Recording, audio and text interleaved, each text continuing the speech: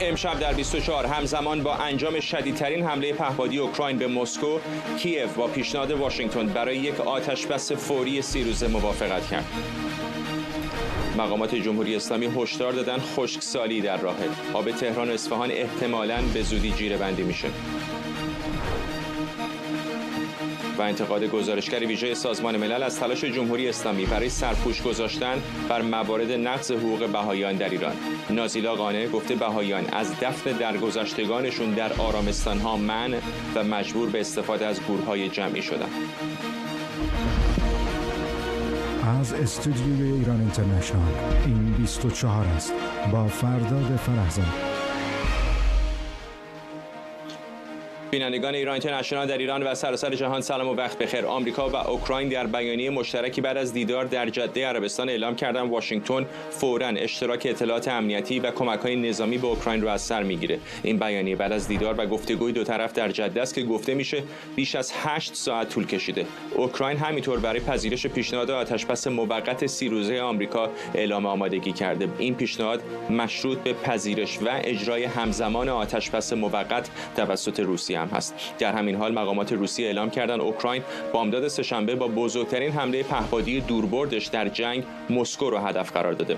ارتش اوکراین گفته پالایشگاه نفت مسکو که بیش از 1/3 سوخت منطقه پایتخت رو تامین میکنه و ایستگاه تولید نفت در منطقه اورال رو هدف قرار دادن. وزارت دفاع روسیه گفته بیش از 91 پهپاد در اطراف مسکو و 240 پهپاد دیگه در نقاط مختلف کشور سرنگون شدند. خبرنگارمون سمیرا قرایی از کاخ سفید با ما. سمیرا، دو تا فضای کاملا متفاوت داریم. یک مذاکرات در عربستان سعودی هست و در خود جبهه‌های جنگ افزایش آتش بین دو طرف.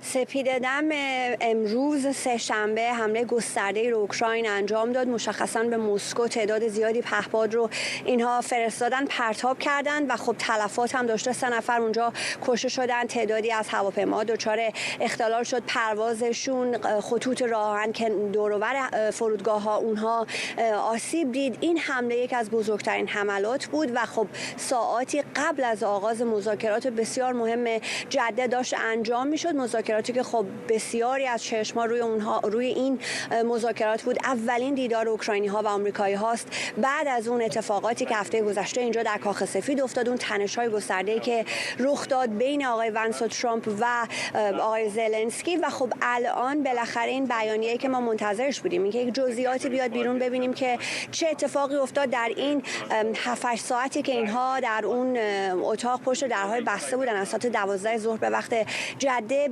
الان در این بیانیه داریم می‌بینیم که اوکراین آتشبس 30 روزه رو پذیرفته. بیانیه 10-15 دقیقه پیش فرداد منتشر شد از سمت وزارت خارجه آمریکا. بیانیه مشترک است از سوی هم دولت ایالات متحده هم دولت اوکراین و در ابتدای امر از محمد بن سلمان دارن تشکر میکنن در ابتدای بیانیه به خاطر مهمان نوازی سخاوتمندانه‌اش. بعد دارن ستایش میکنن شجاعت مردم اوکراین رو و میگن ولی وقتش رسیده که بخواد صلح و آتشبس برقرار بشه. و مشخصا هیئت اوکراینی از دونالد ترامپ، از کنگره ایالات متحده، از مردم آمریکا تشکر کرده. من این بیانیه رو دارم از بالا به پایین مرور میکنم براتون. و گفتند که ما حاضریم، اوکراینی‌ها گفتن ما حاضریم که این توافق موقت 30 روزه رو بپذیریم، ولی مسئله اینه که الان روسیه باید این رو قبول بکنه. مارکو روبیو هم گفته الان توپ در زمین روسیه است و خوشحال آقای روبیو که اوکراینی‌ها پذیرفتند و یک گام مثبت برداشتند و حالا باید ایالات متحده اطلاع بده جزئیات اون چیزهایی که با هم صحبت کردن رو به روسیه و بعد ببینیم روسیه چه جواب خواهد داد. احتمال میره واقعا در آخر هفته‌ای که پیش رو داریم، شنبه و یکشنبه در این ویکند، بخواد یک آتشبسی برقرار بشه اگر طرف روسی بخواد بپذیره. میدونیم آقای ویتکوف نماینده آقای ترامپ در امور خاورمیانه قرار هست که چند روز دیگه به مسکو بره. بعید هم نیست که با آقای پوتین بخواد اونجا دیدار بکنه و بعد این جزئیاتی که امروز در جده صحبت کردن رو منتقل میکنه و ببینیم حالا روسیه چه خواهد کرد. و گفته شده که ایالات متحده اون توقف به اشتراک گذاری اطلاعات رو که در رابطه با اوکراین در پیش گرفته بود اون رو متوقف خواهد کرد. اون توقف از بین میره و کمک‌های امنیتی، یعنی در بیانیه بحث کمک‌های نظامی نیست، کلمه‌ای که به کار بردن امنیتی است، اون از سر گرفته خواهد شد. باز نمیدونیم که آیا مثلا تسلیحاتی که در راه اوکراین بودن در دولت بایدن اینها تصویب شده بودن، اونها یعنی برگشته خواهند شد، یعنی از سر گرفته میشه ارسالشون، یعنی این در این بخش این بیانیه یک مقدار مبهم هست و قرار شده که هیئت‌هایی رو دو طرف تعیین بکنند. و یکی داستان مهم بحث این تبادل زندانی بود که آقای زلنسکی بسیار براش مهم بود که تبادل زندانی انجام بشه. الان میگن که تبادل زندانی انجام خواهد شد، زندانی‌های غیر نظامی آزاد خواهند شد و اون بچه‌های اوکراینی که روس‌ها دزدیده بودن به زعم حالا دیوان کیفری بین‌المللی، اینها یک مجموعه سند هم ارائه شد و تونست اوکراین اثبات کنه که روس‌ها بچه‌های اوکراینی رو دزدیده بودن. اون بچه‌ها هم قراره برگردند و قرار هست که از همین الان گفتگوهای جامع رو آغاز بکنن برای این برای مذاکرات صلح. باید ببینیم آیا روسیه میپذیره فرداد یا نه و آیا این حمله پهپادی گسترده، بزرگترین حمله به مسکو رو روسیه از خیرش میگذره، از خیر جواب دادنش یا نه. ممنونم از تو خبرنگارمون سمیرا قرایی از کاخ سفید با ما.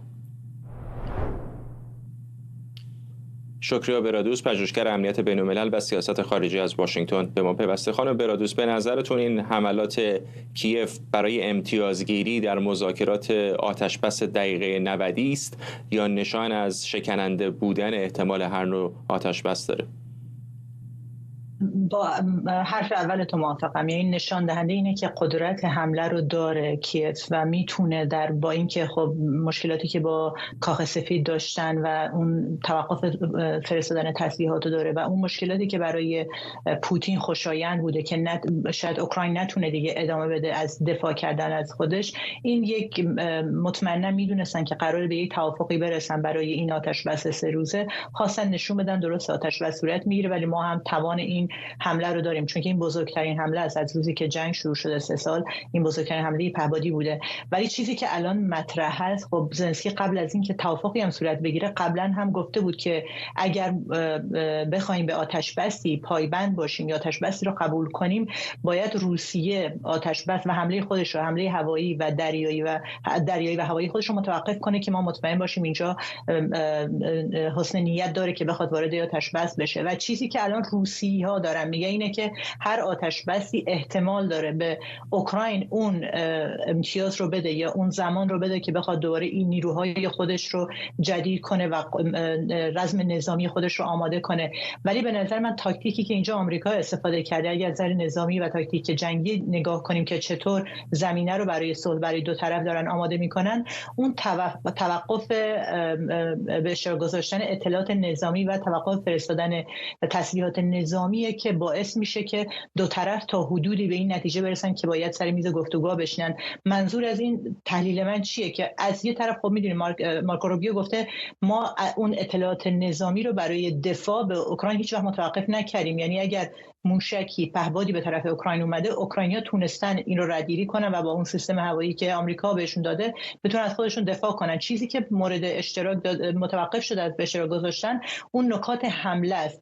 ولی وقتی که آمریکا میاد این نقش رو بازی میکنه که با اروپا سر این به پایان رسوندن جنگ داره درگیر میشه، با اوکراین متوقف میکنه چنین موضوعات رو، اینجاست که یک حالت امتیاز دادن به پوتین رو در این گفتگوها میبینیم. و اینجا وقتی که مارکو روبیو میگه الان باید باتم لاین، یعنی ته حرف‌های الان پوتین رو باید گوش کنیم. روسیه چی میخواد؟ روسیه که می‌بینیم شرایطش واقعا سخته برای اوکراین قبول کردنش، ولی همونطور که گفتم متوقف کردن این جنگ زمینه رو باز میکنه برای اینکه بدونن نتیجه چه خواهد بود. چرا برای روسیه الان توقف جنگ خوشایند نخواهد بود؟ الان امتیازاتی که داره الان به میل پوتین هست، پوتین نمیتونه جنگو تا چند سال دیگه میتونه ادامه بده. ارزیابی‌ها میگن تا 2026 احتمال داره بتونه، ولی بعد از اون نارضایتی داخلی شروع خواهند شد. چون نظر اقتصادی درست الان نشون میده که میتونه تامین کنه، ولی خب ساخت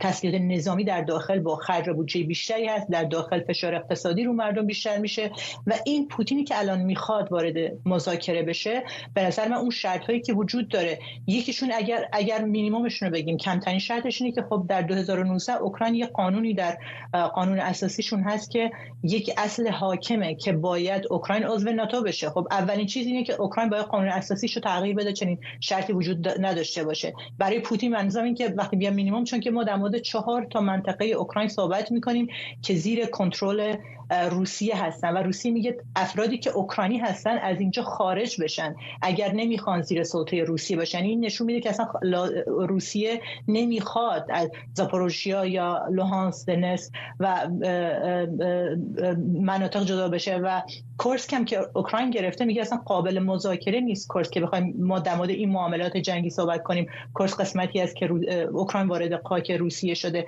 یعنی وقتی این وجه رو نگاه میکنی به نظرم به یک نتیجه میرسیم که نه تنها موضوع آمریکا اینجا اوکراین هست که میخواد جنگ رو به پایان برسه، از یه طرف دیگه هم باید به قضیه نگاه کرد. این موضوع مذاکرات بین روسیه و آمریکا هم هست. آمریکایی که تنها موضوع اوکراین نیست براش، موضوع حتی در مورد موضوع ایران هست، موضوعی که خب برترین و اولترین موضوع چین هست، موضوع مسائل جهانی هستن. جهانی که میرفت چند قطبی بشه، به نظر من برنامه‌ای که الان در ترامپ داره این که جهان رو همون تک قطبی نگه داره و برای این مجبوره که با روسیه مذاکره کنه و روسیه است که اینجا میخواد نشون بده که نقش این کارت رو داره که بخواد بازی کنه در چنین تغییرات جهانی به نفع آمریکا.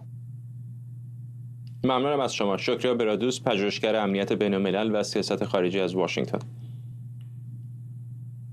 ایلان ماسک منشأ اختلال در شبکه اکس و حملات سایبری علیه این پلتفرم رو به اوکراین نسبت داده. با قطعی دسترسی بسیاری از کاربران در بریتانیا و آمریکا به شبکه اکس، ایلان ماسک مالک این پلتفرم با اشاره به اینکه این شبکه هر روز مورد حمله قرار میگیره، گفته که حمله اخیر با پشتیبانی گسترده و منابع عظیمی انجام شده. ایلان ماسک هیچ مدرکی برای ادعاش البته ارائه نداده. این در حالیه که رئیس سابق مرکز امنیت سایبری بریتانیا این ادعا رو بی‌معنا خونده. به گفته این کارشناسا دنبال کردن آدرس‌های اینترنتی در همچین موقعیت‌هایی فایده‌ای نداره، چون هکرها از جاهای مختلف دنیا دستگاه‌ها رو کنترل می‌کنن. دیگر متخصصین هم بر این باورن که این حمله ویژگی خاصی نداشته و مبتنی بر بمباران درخواست‌ها برای ظرفیت بیش از ظرفیت سرور طراحی شده. اونها گفتن که اکس نتونسته جلوی مشکل رو بگیره. این نشان دهنده اینه که امنیت سایبریش قوی نیست. پوریا ناظمی، روزنامه‌نگار علمی از اتاوا، با ما. آقای ناظمی، برای اینکه خیلی روشن بکنم، البته آقای ماسک این ادعا رو مطرح نکرده که حمله الزاما از سمت اوکراینی ها هست. گفته که از آی پی هایی که از اوکراین نشأت میگیرن این حملات صورت گرفته. چقدر معمولا حملات این چنینی، حملات دیداس رو اگر آی پیش مشخص باشه واقعا میشه مرتبط با اون کشور مبدا دونست؟ قطعا نمیشه. اصلا یکی از ویژگی هایی که حملات دیداس داره، برای دوستانی که شاید کمتر آشنا باشن، بر مقام مقایسه در نظر بگیرید که شما یک خط تلفن دارید برای پاسخگویی به مشتریانتون. کسانی که با شما مخالفن به هر دلیلی برای اینکه اون توانایی رو از کار بندازن، شروع میکنن به طور مداوم به اون خط زنگ زدن، اون رو اشغال نگه میدارن، بنابراین مشتری واقعی نمیتونه بهش برسه. چنین چیزی به صورت مشابه با ارسال درخواست‌های متناوب از آی پی های متعدد صورت میگیره. این روند خیلی قدیمی هست. با توجه به اینکه چنین حملاتی غیرقانونی در همه جای دنیا، اولین ویژگی که هکرها استفاده میکنن استفاده از ابزارهایی هست که ردپای آی پی واقعی رو بپوشونه. بنابراین حتی اگر آی پی ها از اوکراین باشه، که البته گزارش‌هایی که ما داریم نشون میده که اون آی پی های نهایی که دیده شده در پراکنده بوده در جهان، از ویتنام گرفته تا مکزیک، نمیشه نسبت داد به اون منطقه. نکته دومی که وجود داره این هستش که نوع حمله و ابعاد اون اصلا در ابعاد و همینطور اثری که زد اصلا در ابعاد یک حمله ملی یا مثلا یک ساختار خیلی بزرگ نیستش. ما نمونه‌های متعددی از این رو قبلا داشتیم. یک گروهی هم که میدونید، گروه در واقع دارک استورم این رو بر عهده گرفته. این گروه یکی از گروه‌های طرفدار فلسطین هستش که قبلا مثلا به فرودگاه جان اف کندی اخطار داده بود که حمله میکنه، تهدید کرده بود که به ناتو حمله میکنه، به سرورهای ناتو. ولی مسئله اصلی اینه که ابعاد نشون میده که شبیه به حملاتی که گاهگداری گروه انونیموس انجام میدادش، کوچیک توسط اکتیویست‌ها انجام شده. حالا در رابطه با تضادی هم که نسبت به ادعای آقای ماسک وجود داره، اینه که اگر تایید بشه که این گروه در واقع مسئولیت اصلی رو داشته، این گروه سابقه همکاری با نهادهای هکری یا نهادهای سایبری روسیه رو داره و بنابراین به نوعی مخالف، ضمن که ابعاد خیلی بزرگ نیستش. نکته‌ای که شاید جالب باشه بدونیم اینه که برخی از کارشناسان تحلیل در واقع امنیت سایبری بخشی از دلیل این رویداد رو و رویدادهای مشابه رو به کاهش شدید نیرو در توییتر سابق اکس الان نسبت بدن. میدونید که از زمانی که آقای ماسک اومده حدود 75% نیروی توییتر رو لی‌آف کرده، اخراج کرده یا استعفا دادن و خب این به این معناست که بخشی از نظارت دائم بر چنین حملاتی یا واکنش سریع به اون قدرتش کاهش پیدا میکنه، شبکه رو آسیب پذیر میکنه. بنابراین یه بخشش برمیگرده به نوع مدیریت. طبیعی هم هستش که در این ایام با توجه به نقشی که آقای ماسک داره بازی میکنه در عرصه سیاسی، به هر حال به یه چهره مهم، تاثیرگذار و البته مناقشه برانگیز تبدیل شده، چنین حملاتی یا چنین تلاش‌هایی برای در واقع ضربه زدن به هر چیزی که به او وابسته است صورت میگیره. کما که در روزهای گذشته شما گزارش‌های متعددی رو در رابطه با برخی از خرابکاری‌ها در رابطه با مثلا ایستگاه‌های شارژ خودروهای تسلا دیده بودید. بنابراین آنچنان چیز عجیب و غریبی نیست، باید انتظارش رو می‌داشتن و داشته باشن و بخشی از در واقع دنیای جدیدیه که تهدیدات سایبری به بخش روزانه‌ای از هر فعالیتی بدل شده که در فضای دیجیتال انجام میشه. آقای ناظمی خیلی کوتاه اگر بفرمایید، این حملات دیداس به نظر نسبتاً ساده میاد ولی میبینیم که حتی بزرگترین شرکت‌های دنیا هم از توییتر بگیرید تا گوگل هر از گاهی قربانی این نوع حملات میشن. چطور هستش که علیرغم اینکه کاملا نظامش کم و بیش شناخته شده هست، بسیاری از این شرکت‌ها سرورهای در نقاط مختلف دنیا دارن، مکانیزم‌هایی دارن برای مقابله با دیداس، باز هم هدف چنین حملاتی قرار میگیرن؟ خب دیداس با وجودی که ماهیتش خیلی ساده هستش اما ضریب نفوذش و میزان آسیب زدنش فوق العاده بالاست. شما لایه‌های مختلفی رو میتونید بذارید برای دفاع در برابرش، از جمله استفاده از برخی از ابزارهایی که در واقع هشدار میده یا از شما تایید هویت میخواد که مطمئن بشه آی پی شما واقعیه و درخواستتون در واقع پینگتون واقعیه، اما این در واقع واسطه کاربری شما رو دچار آزار میکنه و بنابراین در شرایط عادی سعی میکنن که از اون در واقع روش‌های حد اکثری مقابله در برابر این حمله که کاربر عادی خودشون رو هم ممکنه تحت فشار قرار بده استفاده نکنن مگر در مواردی که حمله جدی وجود داره. و همونطور که گفتیم دیداس فوق العاده ساده هستش با کمک انبوهی از نرم افزارهایی که هکرها توسعه دادن، جمع کوچکی با امکانات نسبتا محدود میتونن که سازمان‌های بزرگ رو در واقع مورد حمله قرار بدن. نمونه‌هاش فوق العاده زیاد هست و همونطور که گفتم این بخشی از در واقع داکترین حملات آنونیمیست ها هم بودش در پیش و ادامه هم داره. ممنونم از شما. پوریا ناظمی، روزنامه‌نگار علمی از اتاوا کانادا. گرینلند، جزیره تحت کنترل دانمارک، سه‌شنبه شاهد انتخاباتی بود که به دلیل علاقه شدید دونالد ترامپ به الحاق این جزیره به ایالات متحده توجه جهانی رو به خودش جلب کرده. بعضی تحلیلگران معتقدند نتیجه انتخابات میتونه آینده این جزیره قطبی رو تغییر بده. NBC نیوز نوشته ابراز علاقه دونالد ترامپ به گرینلند استقلال رو برای مردم این جزیره قابل لمس‌تر کرده و ممکنه این تغییر به همکاری نزدیک یا حتی الحاق به آمریکا در سالهای آینده منجر بشه. گرینلند با جمعیت حدود 56,000 نفر بزرگترین جزیره جهانه که منابع معدنی کمیاب و ذخایر نفت و گاز اون هنوز بهره برداری نشدن. گرینلند پوشیده از یخ، منطقه خودمختار با دموکراسی پارلمانی که در چارچوب پادشاهی دانمارک اداره میشه. آرش آرامش، حقوقدان و کارشناس امنیت ملی از واشنگتن به ما پیوسته. آقای آرامش، میدونم که ادعای زیادی در مورد اراضی مختلف آقای ترامپ مطرح کرده، حتی پیش از روی کار آمدن، از کانادا بگیرید تا کانال پاناما، اما به نظر میسه که این مورد گرینلند تا اندازه هم جدیتر هست، هم آقای ترامپ هم اولین رئیس جمهوری نیستش که چشم به اون دوخته.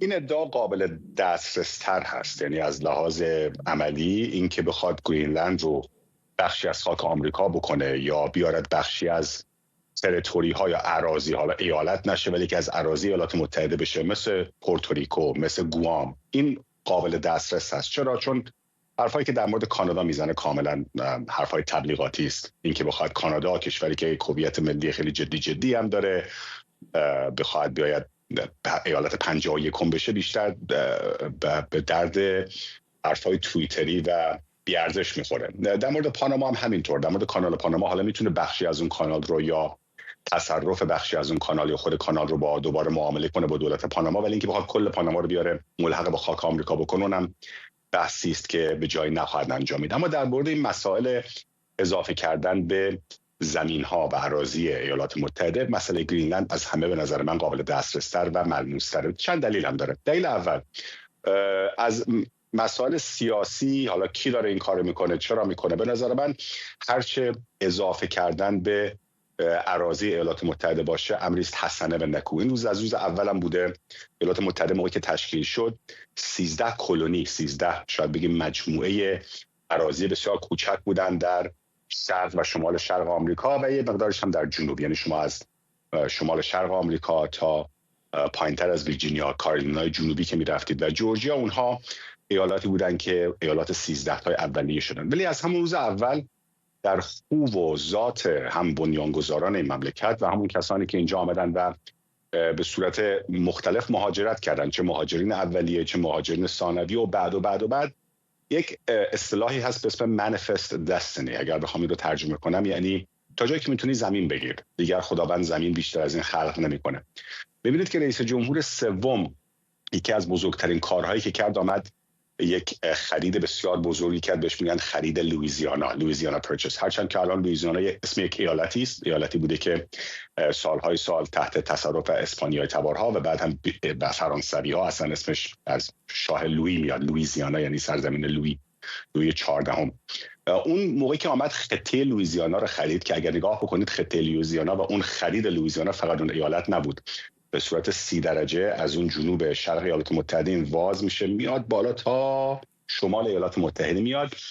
حدوداً اراضی مملکت رو بیش از 2 برابر کرد. یعنی با یک خرید چند میلیون دلاری در اون سال، اگر اشتباه نکنم در اوایل قرن 19 1803 1804 آقای تاماس جفرسون رئیس جمهور سوم میاد این کار رو میکنه.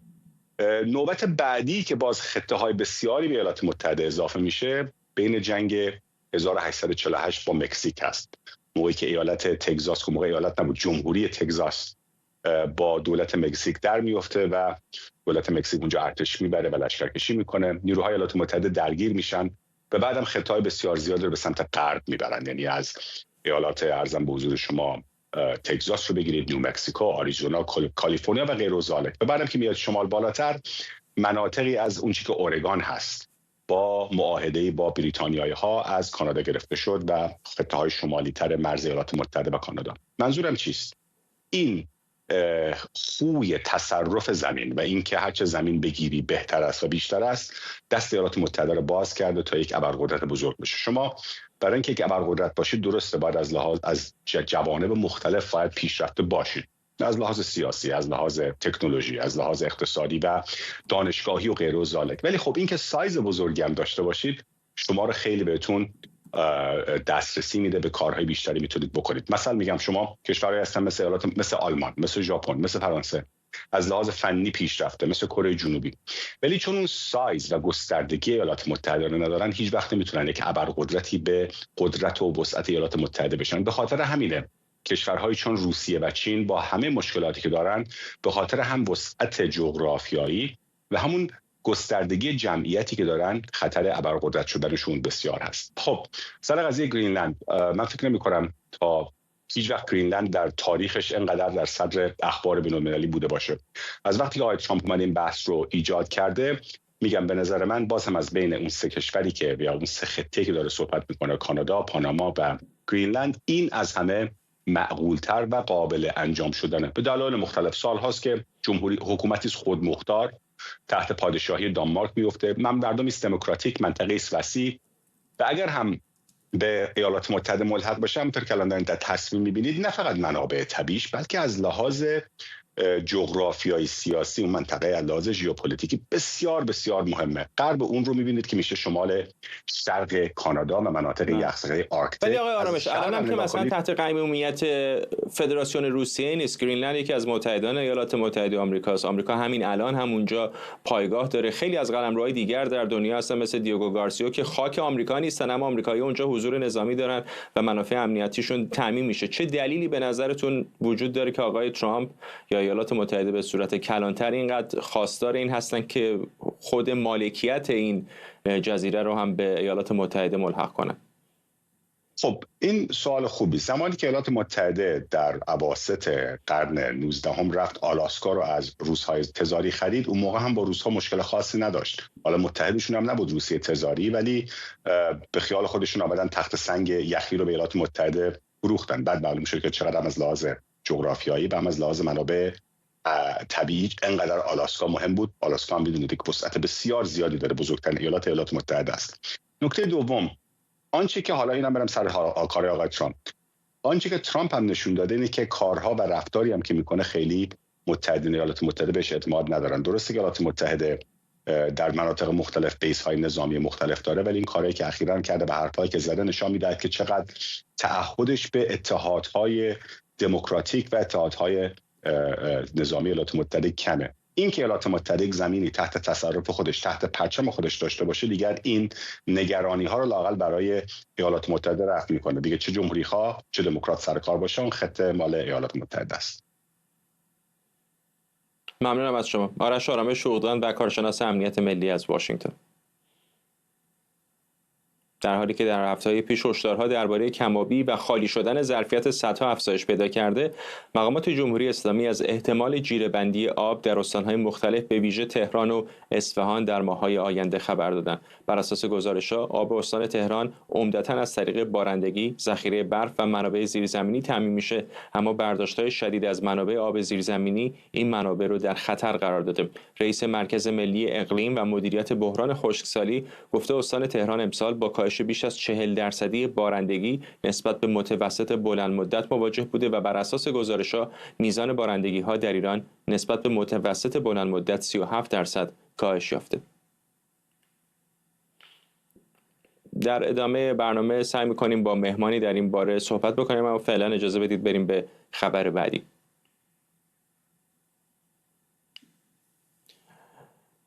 نازیلا قانع، گزارشگر ویژه سازمان ملل در امور آزادی دین و عقیده، با انتقاد شدید از جمهوری اسلامی گفته تهران نمیتونه نقض حقوق بهائیان در دفن امواتشون رو کتمان کنه. این اظهارات گزارشگر ویژه سازمان ملل بعد از اونه که نماینده ایران در نشست شورای حقوق بشر در ژنو یافته‌های گزارش او رو انکار کرده. در این گزارش تاکید شده که بهائیان از دفن درگذشتگانشون در آرامستان‌ها منع شده و مجبور به استفاده از گورهای جمعی شدند.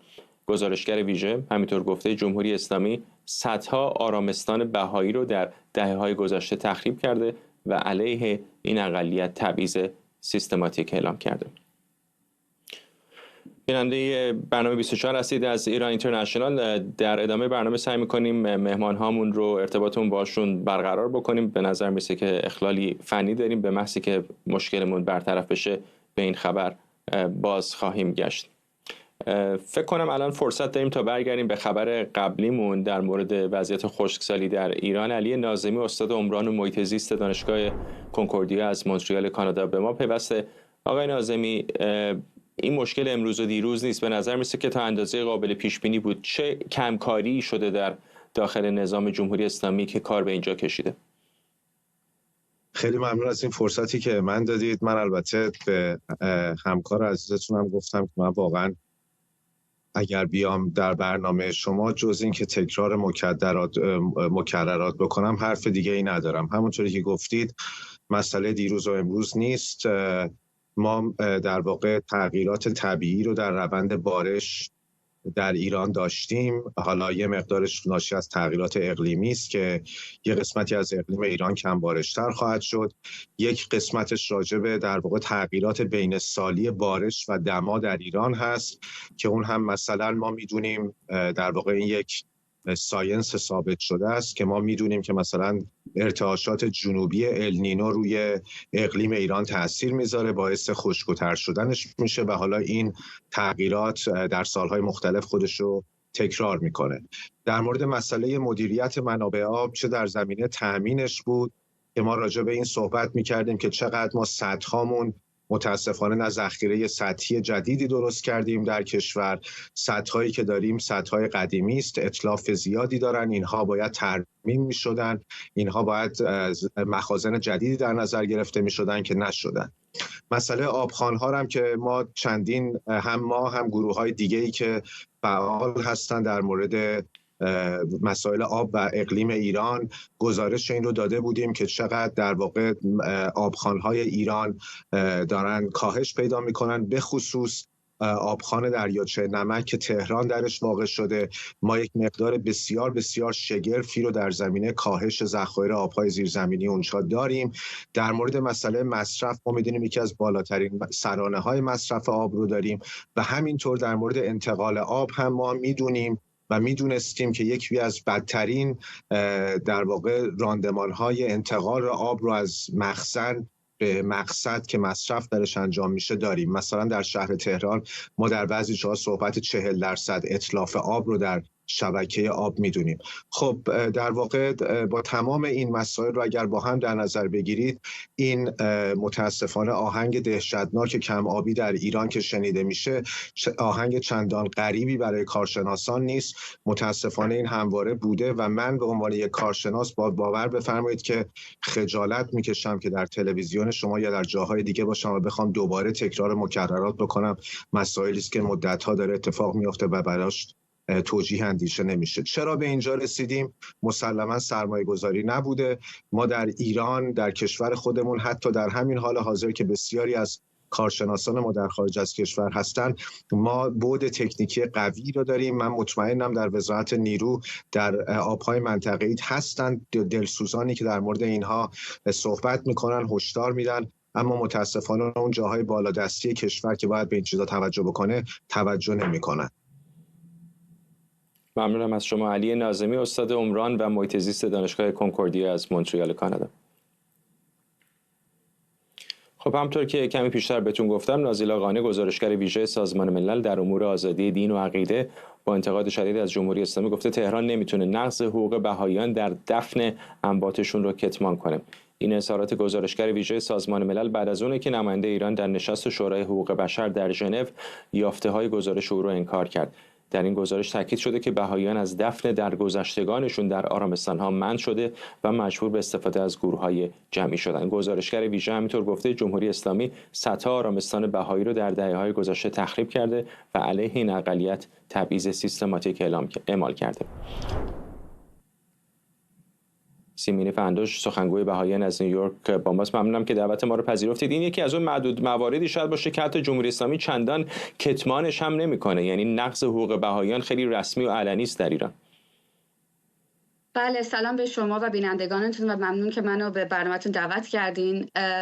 بله، در این جلسه شورا همونطوری که شما توضیح دادین، گزارشگر ویژه سازمان ملل در مورد حق دین و عقیده در مورد آزار و تبعیض علیه بهائیان صحبت کرد و در همون جلسه نمایندگان ایران هم اتفاقا در مورد تخریب گورستان‌های بهایی صحبت کردند و متاسفانه مثل همیشه میشه گفت به دروغ و با هدف در حقیقت گمراه سازی این اتفاقات رو مثل همیشه انکار کردن و گفتن که در ایران تمام مسائل گورستان ها بر اساس قوانین ایران انجام میشه و این در حالی هست که گزارشگر ویژه در گزارشش در مورد تخریب گورستان های بهایی صحبت کرد و در یک سال گذشته ما بیشتر از 14 شهر در سراسر ایران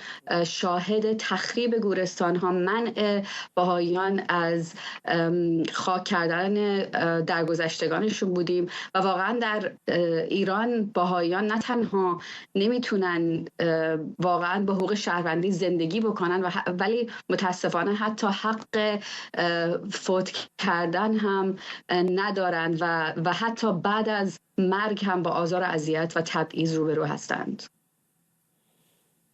به نظر میرسه که فقط مربوط به گذشته هم نیست، همین الان هم به نظر میرسه که بسیاری از بهائیان با دفن عزیزانشون مشکلات جدی دارن. بله، ما توی چند سال گذشته هم این رو دیدیم که حتی در تهران، در گورستان خاوران، بهائیان رو جمهوری اسلامی سعی کرد که مجبور بکنه که در در اون زمین خاوران باهایانی که فوت میکنن رو خاک بکنن و جامعه باهایی اعلام کرد که ما در این 45 سال با آزار و اذیت زیادی مواجه شدیم و این درد رو میشناسیم، خوب میدونیم این دردی که گورستان هامون تخریب بشه و ما این درد رو تحمیل نمی کنیم به هیچ گروه دیگه در ایران و این کار رو نکردن. ولی همونطور که گفتم این فشارها ادامه داره و واقعا نه تنها با این تلاش ها جمهوری اسلامی سعی میکنه که هویت جامعه بهایی رو از بین ببره با تخریب گورستانهاش، بلکه سعی میکنه بر روی خانواده هایی که